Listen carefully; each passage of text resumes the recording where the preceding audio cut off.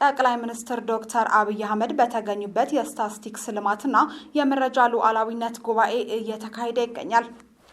የዓለም ጤና ድርጅት በኢቦላ ቫይረስ ምክንያት የዓለም አቀፍ የጤና አስቸኳይ ጊዜ አዋጅን አወጀ። ፕሬዝዳንት ኪም ጆንግ ኡን በደቡባዊ የአገራቸው ድንበር መከላከያ እንዲጠናከር ትዕዛዝ ሰጡ።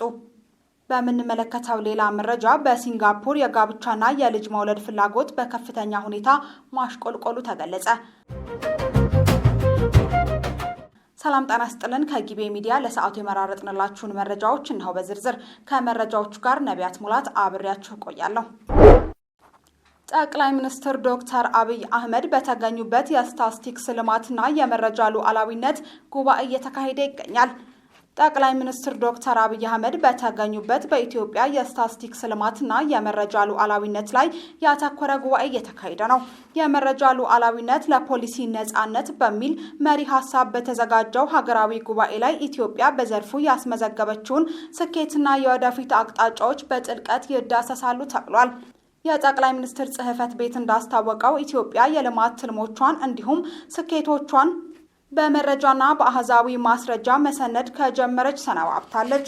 ይህ እርምጃ ኢትዮጵያ ከዚህ ቀደም በሌሎች የሚደገፉና በተበታተኑ የመረጃ ቋቶች ላይ የነበራትን ሙሉ ጥገኝነትን ለመቅረፍ ያሳየችውን ከፍተኛ ቁርጠኝነት ማረጋገጫ ነው ተብሏል። ይህ አዲስ ምዕራፍ የሀገሪቱን የመረጃ ሉዓላዊነት በተግባር በማረጋገጥ ኢትዮጵያ በራሷ መረጃ ላይ ተመስርታ እንድትወስንና የራሷን የልማት መስመር እንድትተልም ያስቻለ መሆኑንም ጽሕፈት ቤቱ አስታውቋል። የዓለም ጤና ድርጅት በኢቦላ ቫይረስ ምክንያት ዓለም አቀፍ የአስቸኳይ ጊዜ አዋጅን አወጀ። የዓለም ጤና ድርጅት WHO በዲሞክራቲክ ሪፐብሊክ ኮንጎና በኡጋንዳ በከፍተኛ ሁኔታ እያገረሸ የመጣውን የኢቦላ ቫይረስ ስርጭት ተከትሎ ወረርሽኙ ይፋዊ የዓለም አቀፍ የሕዝብ ጤና ስጋት አድርጎ አውጆታል።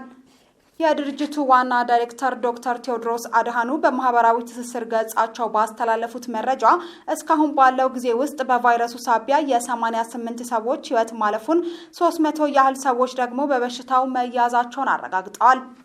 ዋና ዳይሬክተሩ አክለውም የኢቦላ ቫይረስ ልክ እንደ ኮቪድ-19 ሁሉ የመቀጣጠልና በከፍተኛ ፍጥነት የመስፋፋት አቅም እንዳለው በማስገንዘብ የከፋ ጉዳት ሳይደርስ አስቸኳይና ጥብቅ የሆነ የመከላከያ ስራዎች በዓለም አቀፍ ደረጃ እንዲተገበሩም ጥሪ አቅርበዋል።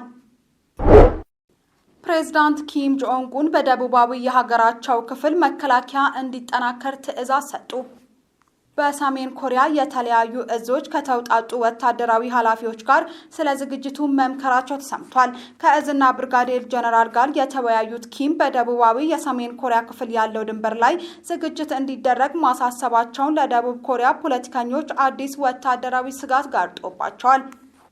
ከእዝና ብርጋዴር አዛዦች ጋር የተወያዩት ኪም በደቡባዊ የሰሜን ኮሪያ ክፍል ያለው ድንበር ላይ ዝግጅት እንዲደረግ ማሳሰባቸው ለደቡብ ኮሪያ ፖለቲከኞች አዲስ ስጋትን ፈጥሮባቸዋል።